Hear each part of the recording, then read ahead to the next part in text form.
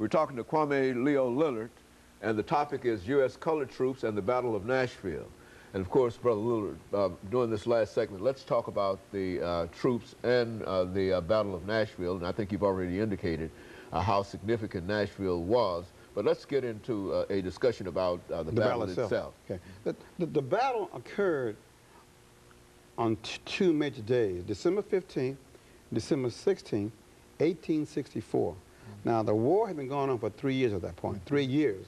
Lincoln had issued the proclamation, which is basically a thinly disguised draft for black soldiers. Emancipation Proclamation. Yeah, the proclamation. The battle, the war was just about even kill, dead heat. They were having trouble getting more white people to come in and fight. At that point, it was clear it was about slavery, and many white Northerners were not inclined to free any slaves. So Lincoln had a dilemma. How are you going to prosecute this war with soldiers and you can't find none? So he had a ready ample supply of 200,000 strong, excellent shot black men in the South who knew how to hunt, who knew hard labor, who knew how to fight. So he was able to recruit through the Emancipation Proclamation to about 200,000 black soldiers to win the war. But therefore, by 1864, it was clear he had an ample supply to go ahead and defeat the Confederate Army. In Nashville, the battle had gone from Chattanooga to Murfreesboro, to Franklin, and finally to Nashville. So Nashville was the final crowning battle. And unlike the other battles, it didn't happen in the field. It didn't happen like Gettysburg in the middle of nowhere. It happened right inside the city. Very significant.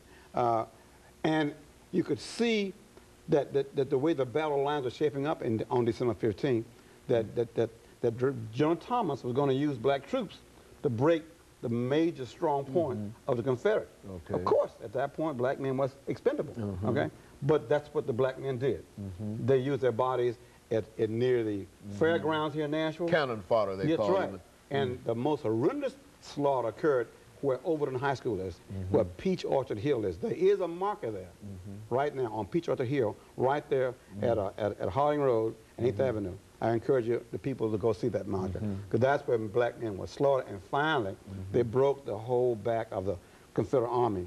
And on December 16th, the white troops came in and mopped up what was left of the Confederate positions about Shies Hill in the Green Hills area.